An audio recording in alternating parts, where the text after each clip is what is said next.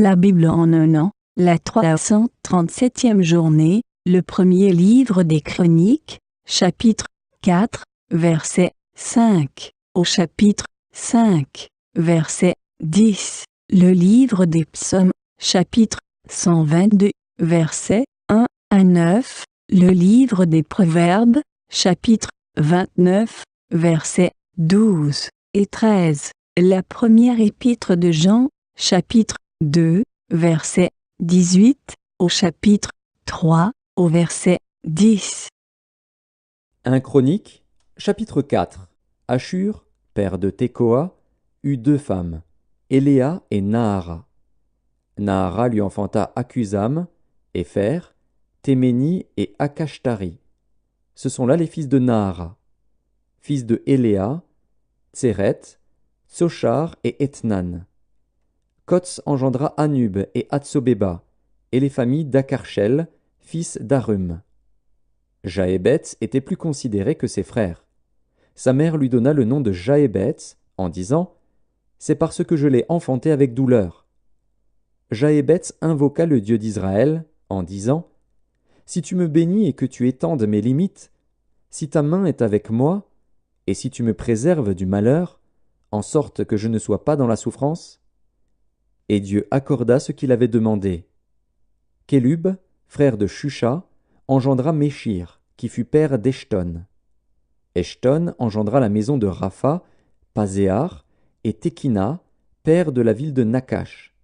Ce sont là les hommes de Réka. Fils de Kénaz, Othniel et Séraja. Fils d'Othniel, Hatat. Méonotaï engendra Ophra. Séraja engendra Joab, père de la vallée des ouvriers, car ils étaient ouvriers. Fils de Caleb, fils de Jéphuné, Iru, Éla et Naam, et les fils d'Éla et Kénaz. Fils de Jéhalélil, Dzif, Dzipha, Tirja et Azaril. Fils d'Esdras, Jéter, Méred, Épher et Jalon. La femme de Méred enfanta Myriam, Shamaï et Jishbar, père d'Eshtemoa. Sa femme, la juive, enfanta Jéred, père de Guédor, Héber, père de Soko, et Jécutiel, père de Tzanoar. Ceux-là sont les fils de Bidja, fille de Pharaon, que Méred prit pour femme. Fils de la femme d'Odija, sœur de Nakam, le père de Kéila, le Garmien, et Eshtemoa, le Maakassien. Fils de Simon, Amnon, Rina, Ben-Hanan et Tilon. Fils de Jishéi, Zoket et Ben-Zoket. Fils de Shéla, fils de Juda, père de Léka, Laéda, père de Marécha, et les familles de la maison où l'on travaille le byssus, de la maison d'Ashbéa, et Jokim, et les hommes de Kozéba, et Joas et Saraph, qui dominèrent sur Moab, et Jashubi l'Échem. Ces choses sont anciennes. C'étaient les potiers et les habitants des plantations et des parcs. Ils demeuraient là, près du roi, et travaillaient pour lui. Fils de Siméon, Némuel, Jamin, Jarib, Zérar, Saül. Fils de Saül, Shalom, Mibzam, son fils, Mishma, son fils, fils de Mishma, Hamuel, son fils, Zakur, son fils, Shimei, son fils. Shimei eut 16 fils et 6 filles. Ses frères n'eurent pas beaucoup de fils, et toutes leurs familles ne se multiplièrent pas autant que les fils de Juda. Ils habitaient à Beer-Sheba, à Molada, à Hatsar-Shual, à Bila, à Etsem, à Tolad, à Bethuel, à Horma, à Tsiklag, à Beth-Markabot, à Hatsar-Suzim, à Beth-Biréi et à Sharaïm. Ce furent là leurs villes jusqu'au règne de David et leurs villages. Ils avaient encore Étam, Aïn, Rimon, Token et Achan, 5 villes, et tous les villages aux environs de ces villes, jusqu'à Baal. Voilà leurs habitations et leurs généalogies. Méshobab, Jamlek, Josha, fils d'Amatsia, Joël, Jéhu, fils de Joshibia, fils de Séraja, fils d'Aziel, Eljoénaï, Jaakoba, Jeshojacha, Azaja, Adiel, Jésimiel, Benaja. Ziza, fils de Shiphéi, fils d'Alon, fils de Jedaja, fils de Shimri, fils de Shemaéja. Ceux-là, désignés par leur nom, étaient princes dans leur famille, et leur maison paternelle prirent un grand accroissement. Ils allèrent du côté de Guédor jusqu'à l'orient de la vallée, afin de chercher des pâturages pour leurs troupeaux. Ils trouvèrent de gras et bons pâturages, et un pays vaste, tranquille et paisible, car ceux qui l'habitaient auparavant descendaient de Cham. Ces hommes, inscrits par leur nom, arrivèrent du temps d'Ézéchias, roi de Juda. Ils attaquèrent leurs tentes et les Maonites qui se trouvaient là, ils les dévouèrent par interdit jusqu'à ce jour, et ils s'établirent à leur place, car il y avait là des pâturages pour leurs troupeaux. Il y eut aussi des fils de Siméon qui allèrent à la montagne de Séhir, au nombre de 500 hommes. Ils avaient à leur tête Pélatia, Néaria, Réphaja et Uziel, fils de Jishéi. Ils bâtirent le reste des réchappés d'Amalek, et ils s'établirent là jusqu'à ce jour. 1 Chroniques, chapitre 5. Fils de Ruben, premier-né d'Israël, car il était le premier-né, mais, parce qu'il souilla la couche de son père, son droit d'aînesse fut donné au fils de Joseph, fils d'Israël. Toutefois Joseph ne dut pas être enregistré dans les généalogies comme premier-né. Juda fut, à la vérité, puissant parmi ses frères, et de lui est issu un prince, mais le droit d'aînesse est à Joseph. Fils de Ruben, premier-né d'Israël, Enoch, Palu, Etzron et Carmi. Fils de Joël, Shemaéja, son fils, Gog, son fils, Chiméi, son fils.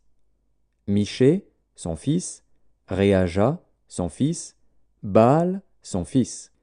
Béhéra, son fils, que Tilgat-Pilnézer, roi d'Assyrie, emmena captif, il était prince des Rubénites. Frères de Béhéra, d'après leur famille, tels qu'ils sont enregistrés dans les généalogies selon leur génération, le premier, Jéiel, Zacharie, Béla, fils d'Azaz, fils de Shéma, fils de Joël. Béla habitait à Aroër, et jusqu'à Nébo et à Baal-Méon. À l'Orient, il habitait jusqu'à l'entrée du désert depuis le fleuve de l'Euphrate, car leurs troupeaux étaient nombreux dans le pays de Galaad. Du temps de Saül, ils firent la guerre aux Agaréniens, qui tombèrent entre leurs mains. Et ils habitèrent dans leurs tentes sur tout le côté oriental de Galaad. Psaume 122, Cantique des degrés de David. Je suis dans la joie quand on me dit « Allons à la maison de l'Éternel ». Nos pieds s'arrêtent dans tes portes, Jérusalem. Jérusalem, tu es bâtie comme une ville dont les parties sont liées ensemble. C'est là que montent les tribus de l'Éternel, selon la loi d'Israël, pour louer le nom de l'Éternel. Car là sont les trônes pour la justice, les trônes de la maison de David. Demandez la paix de Jérusalem, que ceux qui t'aiment jouissent du repos. Que la paix soit dans tes murs et la tranquillité dans tes palais. À cause de mes frères et de mes amis, je désire la paix dans ton sein. À cause de la maison de l'Éternel notre Dieu, je fais des vœux pour ton bonheur. Livre des Proverbes, chapitre 29. Quand celui qui domine a égard aux paroles mensongères, tous ses serviteurs sont des méchants. Le pauvre et l'oppresseur se rencontrent, c'est l'Éternel qui éclaire les yeux de l'un et de l'autre. Première épître de Jean, chapitre 2. Petits enfants, c'est la dernière heure. Et comme vous avez appris qu'un antéchrist vient, il y a maintenant plusieurs antéchrists. Par là, nous connaissons que c'est la dernière heure. Ils sont sortis du milieu de nous, mais ils n'étaient pas des nôtres. Car s'ils eussent été des nôtres, ils seraient demeurés avec nous. Mais cela est arrivé afin qu'il fût manifeste que tous ne sont pas des nôtres. Pour vous, vous avez reçu l'onction de la part de celui qui est saint, et vous avez tous de la connaissance. Je vous ai écrit, non que vous ne connaissiez pas la vérité, mais parce que vous la connaissez, et parce qu'aucun mensonge ne vient de la vérité. Qui est menteur? Sinon celui qui nie que Jésus est le Christ, celui-là est l'antéchrist, qui nie le Père et le Fils. Quiconque nie le Fils n'a point non plus le Père. Quiconque confesse le Fils a aussi le Père. Que ce que vous avez entendu dès le commencement demeure en vous. Si ce que vous avez entendu dès le commencement demeure en vous, vous demeurerez aussi dans le Fils et dans le Père. Et la promesse qu'il nous a faite, c'est la vie éternelle. Je vous ai écrit ces choses au sujet de ceux qui vous égarent. Pour vous, l'onction que vous avez reçue de lui demeure en vous, et vous n'avez pas besoin qu'on vous enseigne. Mais comme son onction vous enseigne toutes choses, et qu'elle est véritable, et qu'elle n'est point un mensonge, demeurez en lui, selon les enseignements qu'elle vous a donnés. Et maintenant, petits enfants, demeurez en lui, afin que, lorsqu'il paraîtra, nous ayons de l'assurance, et qu'à son avènement, nous ne soyons pas confus et éloignés de lui. Si vous savez qu'il est juste, reconnaissez que quiconque pratique la justice est né de lui.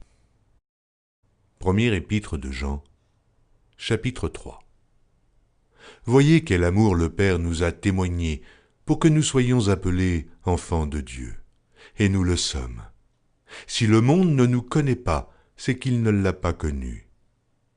Bien-aimés, nous sommes maintenant enfants de Dieu, et ce que nous serons n'a pas encore été manifesté.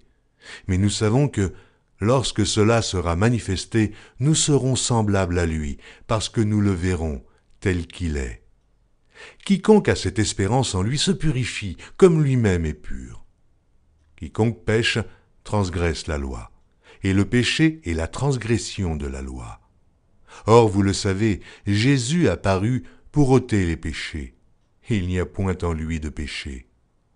Quiconque demeure en lui ne pêche point. Quiconque pêche ne l'a pas vu et ne l'a pas connu. Petits enfants, que personne ne vous séduise. Celui qui pratique la justice est juste, comme lui-même est juste. Celui qui pêche est du diable. Et le diable pêche dès le commencement. Le Fils de Dieu apparut afin de détruire les œuvres du diable. Quiconque est né de Dieu ne pratique pas le péché, parce que la semence de Dieu demeure en lui, et il ne peut pécher, parce qu'il est né de Dieu. C'est par là que se feront reconnaître les enfants de Dieu et les enfants du diable. Quiconque ne pratique pas la justice n'est pas de Dieu, non plus que celui qui n'aime pas son frère.